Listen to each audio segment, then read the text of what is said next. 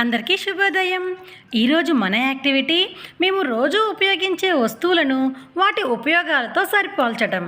ఆధార్శీల page number 258, 259లో ఉంటుంది. ఇప్పుడు ఈ యాక్టివిటీకి కావలసిన వస్తువులు చూద్దామా? రోజువారీ వస్తువులను సూచించే వివిధ వస్తువులు: పెన్సిల్, రబ్బర్, కుర్చీ, పుస్తకం, కాగితం, సబ్బు, సీసా, మంచం, గొడుగు, చెప్పులు, కత్తెర మొదలైన వస్తువులు. పిల్లలకు వివిధ వస్తువులను పరిచయం చేయండి. ఉదాహరణకు ఇది పెన్సిల్. దీనితో ఏం చేస్తారు? మీరు కూడా రాస్తారా? ఇలాంటివి. అలాగే వాటి ఉపయోగాన్ని కూడా చెప్పండి. వివిధ వస్తువులను చిన్న చిన్న గుంపులుగా విభజించి వాటి ఉపయోగాల గురించి చర్చించండి.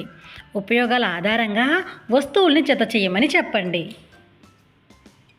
పిల్లలకు సంబంధిత వస్తువుల జతలను గుర్తించి వాటి సంబంధాన్ని వివరించమని ప్రోత్సహించండి.